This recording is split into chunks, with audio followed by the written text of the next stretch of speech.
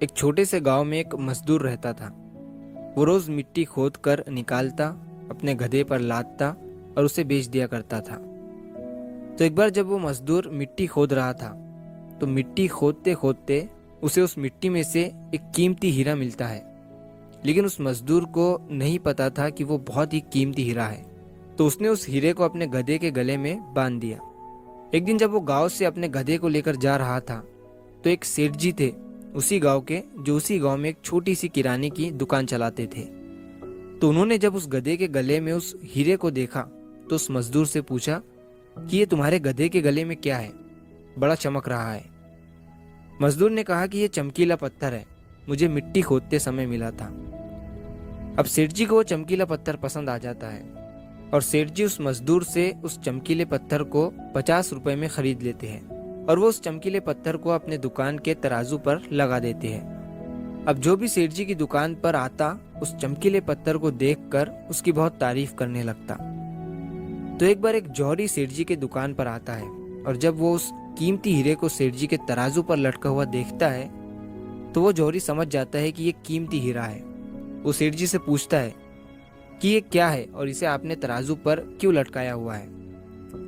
सेठ जी उस जौहरी से कहते हैं कि ये एक चमकीला पत्थर है, मैंने एक मजदूर से 50 रुपए में खरीदा था। वो जौहरी सेठ जी से कहता है कि क्या तुम इस चमकीले पत्थर को मुझे बेचना चाहोगे। सेठ जी उस जौहरी से कहते हैं कि अगर तुम इसे खरीदना चाहते हो तो मुझे 100 रुपए दे दो और इसे ले जाओ। अब वो जौहरी जो था वो बहुत ही कंजूस था।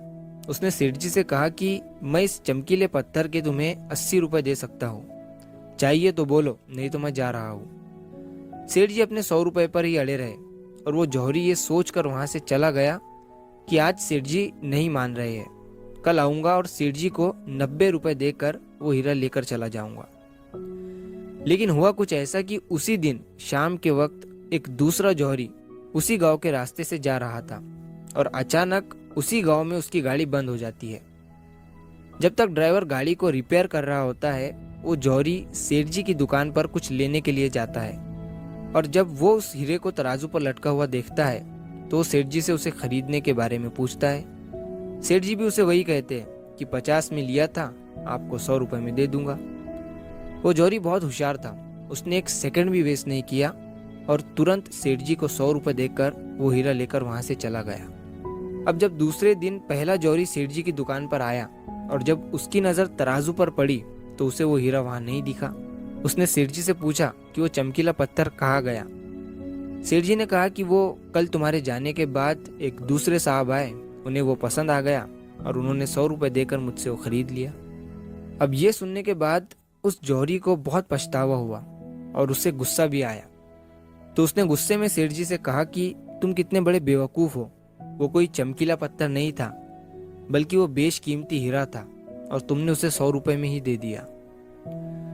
अब ये सुनने के बाद सेठ जी ने उस जौहरी से कहा कि साहब, ऐसा है कि मुझे तो पता नहीं था कि वो बेशकीमती हीरा है और आपको ये पता होने के बावजूद भी आप कल मुझसे 20 रुपए के लिए झिकझिक कर रहे थे। तो मुझसे बड़े बेवकूफ तो आप हैं जिन्होंने 20 रुपए के लिए एक कीमती हीरा खो दिया। दोस्तों, इस कहानी से हमें 3 बहुत बड़ी सीखें मिलती है। पहली ये कि कंजूसी भी वहीं करो जहां पर उसकी जरूरत है। अगर हर जगह कंजूसी करोगे तो अच्छी चीजें भी अपने हाथों से गंवा दोगे। और दूसरी सीख इस कहानी से हमें ये मिलती है कि हाथ में आया हुआ मौका, अपॉर्चुनिटी हमें कभी भी गंवानी नहीं चाहिए। अक्सर करके हम अपने आप को ब्रिलियंट समझकर कई सारे मौके हाथ से गंवा देते हैं। और तीसरी सीख हमें इस कहानी से ये मिलती है कि कभी भी काम को कल पर मत टालो। एक बहुत पुरानी कहावत है कि कल करे सो आज कर और आज करे सो अब। दोस्तों, सही समय कभी नहीं आता है, अभी जो है वही सही समय है। अगर आपको यह कहानी पसंद आई हो तो कृपया इसे और भी लोगों तक पहुंचाएं। हमारे वीडियो को लाइक करें, शेयर करें और हमारे चैनल को सब्सक्राइब करना न भूलें। ऐसी ही और दिलचस्प कहानियों के लिए हमारे साथ जुड़े रहें। नई कहानी के साथ अगली वीडियो में मिलत।